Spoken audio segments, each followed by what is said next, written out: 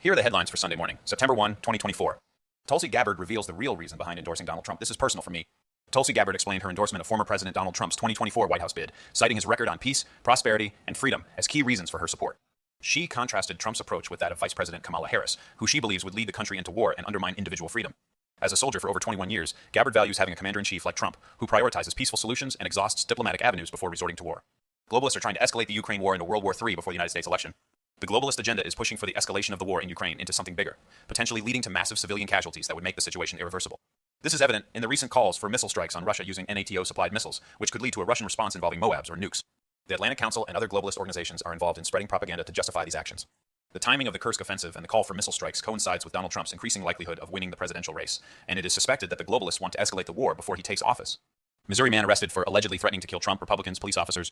A Missouri man, Justin Lee White, 36, is facing federal charges for allegedly making violent threats against former President Donald Trump, Republicans at large, and law enforcement officers via social media platforms.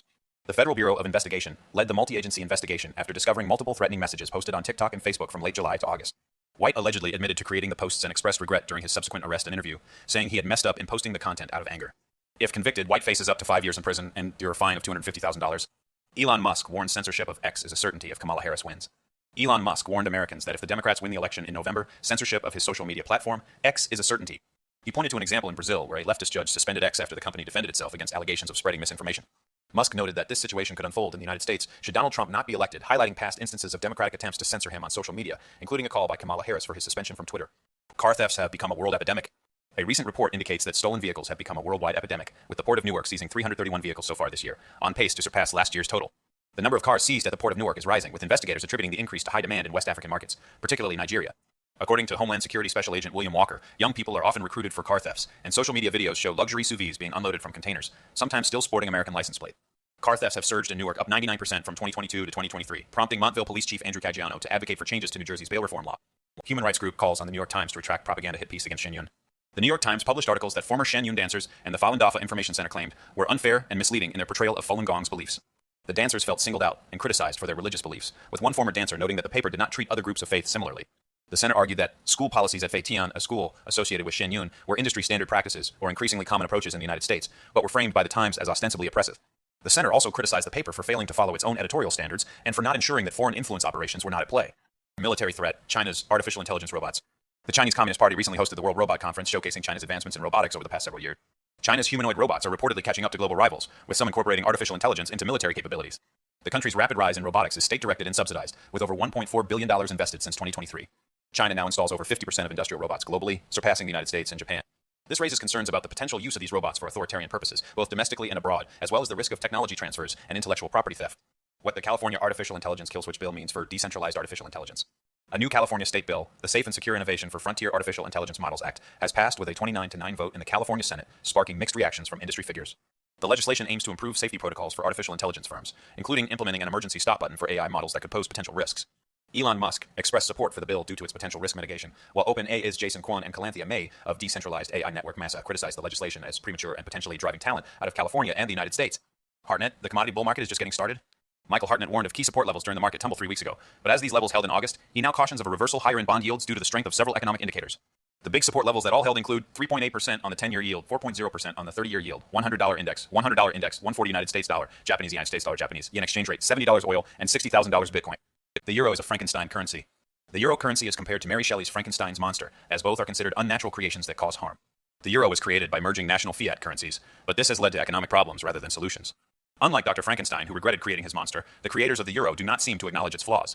Instead, they may be happy with the consequences, which include paving the way for socialism and limiting individual freedom. Where are nuclear weapons stationed in Europe?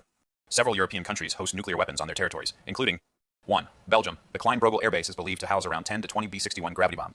2. Germany. The Bechel Air Base is thought to store 10 to 20 B-61 bombs. 3. Italy. The Aviano Air Base and the Getty Air Base are estimated to hold a total of 40 to 80 B-61 bombs. 4. The International Day Against Nuclear Tests is observed annually on August 29th since 2010, with the United Nations General Assembly emphasizing that ending nuclear testing is crucial for achieving a world free of nuclear weapons. Despite this, approximately 180 United States B-61 nuclear bombs are currently stationed in Europe, including up to 20 at the Bechel Air Base in Germany. The International Campaign to Abolish Nuclear Weapons reports that nuclear weapons are also present on military bases in Italy, Turkey, Belgium, and the Netherlands, with France possessing 290 nuclear warheads, including submarine missiles and air-to-surface missiles. Czechs are the world's biggest beer drinkers, by far. Beer consumption varies greatly per capita across the world's countries. As of 2023, Czechia has held the top spot in beer consumption per capita for 30 consecutive years, with the average person drinking over 1 bottle daily. 9 out of 10 of the top countries by beer consumption are located in Europe, including Austria, which ranks second. Outside of Europe, Namibia is the largest beer consumer in Africa, Panama in Latin America, and Cambodia in Asia. The United States falls 31st globally in per capita beer consumption, with Heineken being the most popular beer among millennials and Guinness among Gen X and boomers. China is expanding its nuclear arsenal faster than any other nation. Russia and the United States currently possess an estimated 8,088 nuclear warheads, accounting for nearly 90% of the world's total arsenal of 9,585 warheads. China has recently expanded its nuclear capabilities, adding 90 new warheads to bring its total to 500. Other countries with growing arsenals include India and North Korea, which now possess 170 and 50 operational warheads respectively. France and the United Kingdom together maintain a stockpile of 515 operational nuclear warheads. How Pavel Durov's telegram is geopolitics. President Xi Jinping told United States National Security Advisor Jake Sullivan that China is ready to be a partner and friend of the United States, but it is highly doubtful if the reverse is true. Xi emphasized that China focuses on the well-being of all mankind as stated in Beijing's concept of a global community with shared future. He also stressed the importance of both countries being responsible for history, the people, and the world. Meanwhile, Sullivan pushed for direct military-to-military communications at a working level, but was bluntly told by General Zhang Yuxia to stay away from Taiwan. Would the Party of Real Freedom stand up? Democratic Governor Josh Shapiro's claim of his party carrying the banner of real freedom is misleading, as their actions show a desire to use government force to make Americans comply with their agenda. In education, Democrats fight against allowing children to leave public schools, trapping mostly minority and lower-income students in failing union-operated schools. The left raises objections to taxpayer funding for private education, but ignores the need for educational freedom, where families can choose the best environment regardless of zip code or socioeconomic standing.